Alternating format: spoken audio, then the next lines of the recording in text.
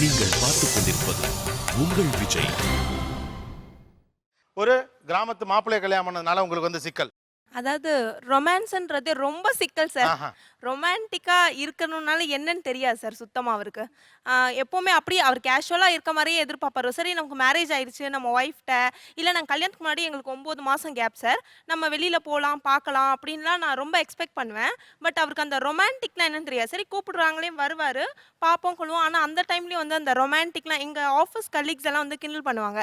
"ஏய் உன் ஃபியான்ஸ் வந்திருக்காங்க போ போ" அப்படின்னு சொல்லி. அவங்க நான் நீ இந்த அளவுக்கு ஏத்தி விடுற அளவுக்கு அங்க ஒண்ணும் இல்ல அப்படின்னு சொல்ற அளவுக்கு ரொமான்ஸ்னால என்னன்னே சுத்தமா தெரியாது சார். ஒரு ரொமான்டிக்கா இப்ப சிட்டி பாய்ஸா இருந்தா எவ்வளோ ரொமான்டிக்கா ஒரு அவங்க ஃபியான்சியோட இருக்கிறது, வெளியில கூட்டு போறது. இப்பவும் சரி கல்யாணம் ஆன அப்புறம் கூட ஒரு ஒய்ஃபோட கல்யாணம் ஆகி 3½ இயர்ஸ் தான் ஆகுது. ஸோ நல்லா ரொமான்டிக்கா இருக்கலாம், கொள்ளலாம். அதெல்லாம் அவருக்கு என்னன்னே தெரியாது சார். இதான் அவர்கிட்ட இருக்க பெரிய சிக்கல். இப்ப வரைக்கும் சண்டை வர்றதுன்னா அதுல தான் சார். சின்ன சின்ன விஷயத்துக்கு கூட ஒரு ரொமான்டிக்கா என்ன பண்ணுவோம், ஒரு ஃபோட்டோக்கு ஒரு போஸ் குடுக்குறதுனா கூட ஒரு ரொமான்டிக்கா குடுப்போம்.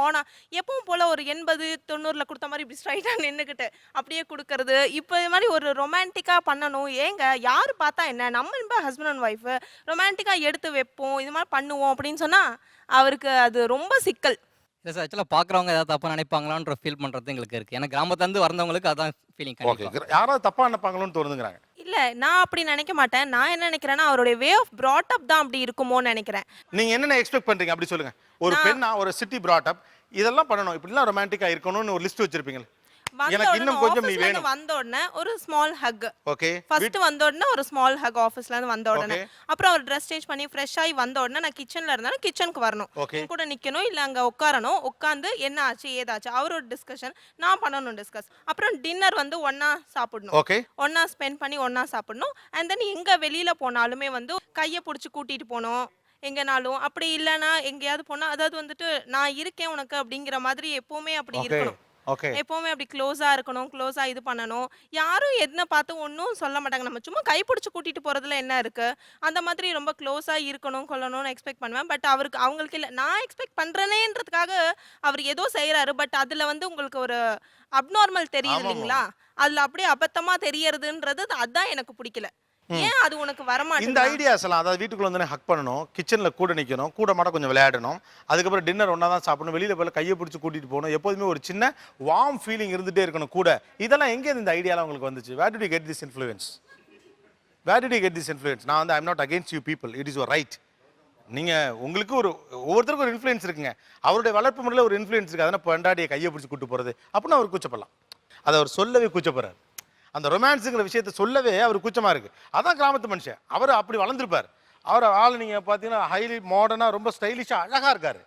அழகான பையன் இல்லையா? ஆனா அவர் சொல்ல யோசிக்கிறார். நினச்சா அவரை கூலா பேசிட்டு போயிடலாம். பட் அவர் பேசவே மாட்டேங்கிறார். ஏன்னா அவர் வளர்ப்பு முறை அப்படி. அது ஏதோ ஒரு இன்ஃப்ளூயன்ஸ் இருக்கு. அந்த இன்ஃப்ளூயன்ஸ்னால அவர் அப்படி இருக்காரு.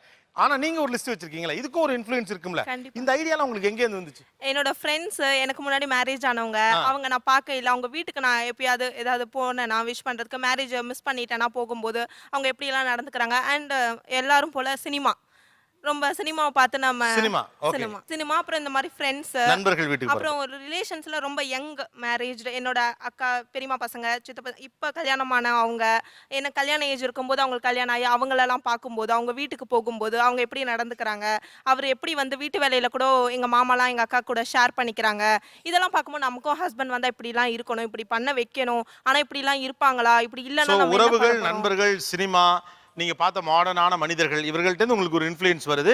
அதன்படி உங்கள் கணவர் இருக்கணும் அப்படிங்கிற உங்களுடைய ஆசை. உங்களோட போட்டோ எடுத்து செக் பண்ணி பார்க்குறேன். Because that's expressiveness. வாங்க ரெண்டு பேரும் அப்படி ஜோடியா போட்டோ போஸ்ட் கொடுக்குறீங்க. நீங்க அவருக்கு கைட் பண்ணலாம். அவர் எப்படிலாம் போஸ்ட் கொடுத்தா நல்லா இருக்கும்.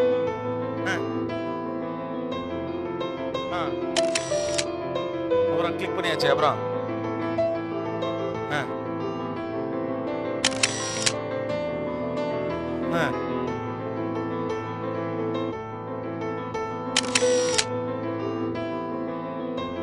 click yes then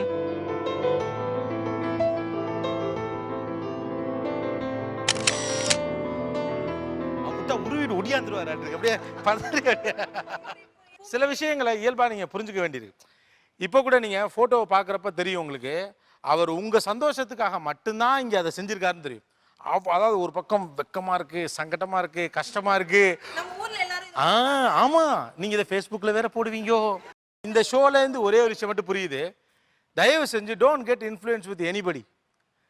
நீங்க சினிமாவை பார்த்து தயவு செஞ்சு அதுக்கு இந்த இன்ஃப்ளூயன்ஸ் எவ்வளவு தேவை. இது உங்க தாத்தா பாட்டிகிட்டேருந்து வந்த இன்ஃப்ளூயன்ஸ், வீட்டில் பார்த்த அம்மா அப்பாட்டேருந்து பார்த்த இன்ஃப்ளூயன்ஸ், நம்மை போன்ற சக மனிதர்களிடமிருந்து பெற்ற இன்ஃப்ளூயன்ஸ்லேருந்து அவங்க பிஹேவ் பண்றாங்க. அதுல நிறைய மாற்றங்கள் வேணும்னு வேணா ஒத்துக்கலாம். ஆனா நீங்க சொல்றதெல்லாம் சினிமால ஹீரோ ஹீரோயின் பண்ற இன்ஃப்ளூயன்ஸ் அப்படி எல்லா வீட்லயும் நடக்காது. தேங்க்யூ சார், தேங்க்யூமா, தேங்க்யூ. ரொமான்ஸுங்கிற ஒரு விஷயத்துல இவங்க எவ்வளவு ரெஸ்ட்ரிக்டடா இருக்காங்க. காலையில எழுந்ததும் ஐ லவ் யூ சொல்லி கிஸ் கொடுக்கணும்னு நினைப்பேன். அவர் கொடுத்ததும் இல்லை, சொன்னதும் இல்லை. மனசுல நினைப்போம், அது அதிக டைம்ல நம்ம வெளிப்படுத்திக்க முடியாது. வெளிப்படுத்துறது ஒரு மாதிரி இருக்கு. எப்பயாவது தான் வெளிப்படுத்த முடியும். நம்ம அது வந்து அது மனசுல இருந்து அது காத்து போல தானா வரணும். ரொமான்ஸ்ன்றது நம்மளா எடுத்து எடுத்து டைலாக் கிடையாது பேசுறதுக்கு. மனசுல இருக்கு, அதே சொல்லணுங்கிறார். சொன்னா தானே தெரியும். சொன்னாதான் தெரியுமா. அவங்கள நம்ம எப்போ ரசிக்கிறோம், எப்போ ரொமான்ஸ் பண்றோம். நான் கோவத்துல இருக்கும்போதே அவங்கள ரசிச்சுட்டு ரொமான்ஸ் பண்ணிட்டு போயிருப்பேன். அது அவங்களுக்கு புரியாது. புரியாது. தெரியாது. அதை புரிஞ்சுக்கிற பார்த்தாதான் சொன்னா தானே தெரியும். இல்ல அதான் அவர் சொல்றாரு. அது என்ன புரியாம அப்புறம் என்ன நீங்க ரொமான்ஸ் பண்றீங்க. ரொமான்ஸ்ன்றது வந்து மனசால உணர்றது சார். கண்ணாலேயோ உடம்பாலேயோ தொட்டு பண்றது வந்து ரொமான்ஸ் கிடையாது. மனசால அப்படியே உள்ளுக்குள்ள அப்படியே ஜிலு ஜிலு ஜிலுன்னு இருக்கும். அப்படிதான் சார். அவங்க எதிர்பார்க்கறது வந்து பாத்தீங்கன்னா செல்லமா பேசல நீ அப்படின்னு சொல்லி தான் சண்டை போடுவாங்க. ஓகே. பேசும்போது அம்முன்னு சொல்லு, செல்லம்னு சொல்லு அப்படிலாம் சொல்லுவாங்க. நான் சொல்ல மாட்டேன். ஏன்? ஏன்னா அது நமக்கு தான் கல்யாணம் ஆயிடுச்சம்மா, இன்னும் என்னமா இருக்கு அப்படின்னு சொல்லிடுவேன். இல்ல ஆனா உங்களுக்கு ஆசையா இருக்கும் ஒரு அம்மு செல்லம் அப்படிலாம் கூப்பிடணும். கண்டிப்பா ஆசையா இருக்கும். பட் அவர் சொல்ல மாட்டாரு. கேட்டா தான் சொல்லுவார், கல்யாணம் ஆயிடுச்சுல, லவ் பண்ணும்போது சொல்லல, இப்ப எதுக்கு சொல்லணும் அப்படின்வாரு. ஏன் அப்படி கல்யாணத்துக்கு பிறகு சொன்னா என்ன? என்னன்னா நான் ஒர்க் ப்ரெஷர்ல நான் பேச இருக்க மாட்டேன். அதுக்கு அடுத்து அவங்க வந்துட்டு இல்ல ஒர்க் ப்ரெஷர் இருக்கட்டும், அந்த கம்பெனி நீங்க காப்பாத்திருங்க, அதெல்லாம் நடக்கட்டும். என்னைக்காவது ஒரு நாள் வருஷத்துல அப்ப சொல்ல வேண்டியதானே, அதான் கேட்கறேன். அதுதான் இல்ல நான் சொல்லணும்னு நினைக்கும் போது அவங்க என்ன பண்ணுவாங்க, அப்பதான் அந்த சண்டையை ஸ்டார்ட் பண்ணுவாங்க. அப்புறம் நான் சொன்னதுனால தான் நீ சொல்ற, இல்லைன்னா சொல்லியிருக்க மாட்டேன் அப்படின்னு சொல்லிட்டு அது இன்னொரு பேச்சு பேசுவாங்க. ஸோ இப்போ அவங்க கேட்டதுக்கு அப்புறம் பேசிட்டா கேட்டதுனால பேசுற மாதிரி இருக்கும் அப்படின்னு சொல்லிட்டு சைலண்ட். ஓகே. இப்போ சூழ்நிலைகள் வேற மாதிரி ஆயிப்போச்சுங்கிறார். பின்னால கொடுங்க. சரி, எனக்கு வந்து பைக்ல போகும்போது அவர் மேல கை போட்டுக்கிட்டு கொஞ்சம் இறுக்கி அணைச்சா மாதிரிலாம் போகணும்னு ரொம்ப ஆசை. ஆனா அவர் வந்து கை போடாத, அந்த மாதிரிலாம் வராத, பாக்குறவங்க தான் நினைப்பாங்கன்னு சொல்லி திட்டுவாரு. இருந்தாலும் பரவாயில்ல, அவர் பண்ணாலும் பரவாயில்லன்னு சொல்லிட்டு கை போட்டுட்டு போவேன் நான். அப்புறம் என்ன பண்ணுவார், நேரில் சொல்லி பிரயோஜனம் இல்லைன்ட்டு வேற யாராவது அந்த மாதிரி போறவங்களெல்லாம் போது பாரு எப்படி இதுக்கு ஏதாவது கொஞ்சமாவது மரியாதை திருதா பாருன்னு மற்றவங்களை திட்டுற மாதிரி திட்டுவார். அப்போ நமக்கு நம்மளை அறியாம இவருக்கு ரொமான்ஸே இல்லை, நம்ம செஞ்சாலும் இவருக்கு வந்து இது பண்றாருன்னு சொல்லிட்டு நம்மளை அறியாம கை எடுத்துருவோம். அது இல்லாமல் என்ன பண்ணுவாருனாக்கா, எனக்கு ஆஃபீஸ் முடிஞ்சு வந்தவொடனே பூ வாங்கிட்டு வரணும்னு ஆசைப்படுவேன். ஒரு கல்யாணம் ஆகி ஒரு மாதம் பார்த்தேன், ரொம்ப நாள் பார்த்தேன், இவர் வாங்கிட்டே வரல. அதுக்கப்புறம் ஒரு நாள் சண்டை பிடிக்கும்போது சொல்லி பூ வாங்கிட்டு வர்றது கூட உங்களுக்கு தெரியாதா அப்படின்னு சொல்லி கேட்டேன். இவர் வந்து கடைக்கு வந்து சாமி படத்துக்காக பூ போடுறதுக்காக ரெகுலராக ஒரு இவங்க பூக்காரமாக வச்சுருக்காரு. அவங்ககிட்ட இவர் சொல்லிட்டு போயிட்டாராம், அந்த மாதிரி டெய்லி வந்து எனக்கு பூ கொடுக்கும். அதான் கிட்ட உனக்கு தான் பூ வாங்கி கொடுக்குறேன்ல, நான் தான் டெய்லி வந்துடுதுலண்ணா, அதில் ரொமான்ஸ் எங்கே சார் இருக்குது? அந்த அம்மா வந்து கொடுத்துட்டு போகிற பூவை வாங்கி வைக்கிறதுனால எனக்கு என்ன இருக்க போகுது? இல்லை ஆனால் அதாவது இந்த பூ வாங்கி கொடுக்குறதுங்கிறது உங்கள் கையால் வாங்கி கொடுக்குறதுங்க, பூக்காரமாக கொடுக்குறது இல்லை. இல்லை அவங்க ரொம்ப நியாயமாக பேசுகிறாங்க. ரெண்டு விஷயம். ஆசையாக புருஷனை அணைச்ச மாதிரி ஒரு பைக்கில் போகணும் அப்படின்னு பார்க்குறேன். ஏன்னா சிட்டியில் அதெல்லாம் அவங்க பார்த்துருப்பாங்க, போயிருப்பாங்க, இருக்கலாம். இன்னொன்று புருஷங்காரு பூ வாங்கியாவது அவர் கொடுக்கணும், அல்லது வச்சு விடணும் அப்படின்னு நினைக்கிறாங்க. ஃபண்டமெண்டலாக உங்களுக்கு அது மாதிரி யாராவது போகிறது பிடிக்காதோ? உண்மை. ஓகே, உண்மை. அப்போ சிக்கல் ஏன்னா நான் வளர்ந்த விதம் வந்து, நான் கிராமத்துலேருந்து வளர்ந்த போது, ஒரு அக்கா தங்கச்சிங்க கூட வளர்ந்த போது இவ்வளோ தூரம் தான் டிஸ்டன்ஸு, இவ்வளோ உறவுகள் இப்படி தான் இருக்கும். இதெல்லாம் நான் வந்து பார்த்து வளர்ந்தனால ஒரு பொண்ணோ ஒரு ஆணோ ஒரு யதார்த்தமாக பழகிற விதத்தையும் ஒரு வித்தியாசமாக பழகிற விதத்தையும் என்னுடைய பார்வையில் வித்தியாசம் தெரியும். ரெண்டு பேரும் இல்லைங்களா? உண்மை. உங்கள் தோளில் கையை வச்சு கொஞ்சம் அணைச்ச மாதிரி வர்றதுல என்ன அவ்வளோ பெருசு மற்றவங்க தப்பாக நினச்சோன்னு நினைக்கிறீங்க? சார், எனக்கும் அவருக்கும் ஹைட்டு வந்து வித்தியாசம் இருக்குங்க சார். அவர் வந்து நல்லா ஹைட்டாக இருக்காரு, நான் கொஞ்சம் ஷார்ட்டாக இருக்கேன். ஆனாலும் நான் வெளியில் எங்கன்னா போகும்போது அவர் கையை பிடிச்சிட்டு போகணுன்னு ரொம்ப ஆசைப்படுவேன். அவர் சொன்ன ஒரு வார்த்தை இன்னே வரைக்கும் எனக்கு உறுத்தலாக தான் இருக்குது. எங்கன்னா போய் கை பிடிச்சிட்டு போனோம்னா, பிடிச்சிட்டு இப்படி வராத, ஏன்னா கணவன் மனைவி நினைக்க மாட்டாங்க, அண்ணன் தங்கச்சின்னு நினைப்பாங்க. அதனால் வந்து என் கூட வரும்போது ஒரு 4 அடி தள்ளியே வா. இல்லை என் கூட வா அப்படிங்கிறதுல நான் உறுதியாக இருக்கேன். பட் அதுக்காக நான் வந்து கையை பிடிச்சிட்டு தான் வந்து ஒரு இடத்த ட்ரெஸ் பாஸ் பண்ணணும், மற்றவங்க பார்க்கணும், அந்த மாதிரி வந்து வேண்டாம் அப்படின்னு சொல்கிறது. அவ்வளோதான். ஏன்?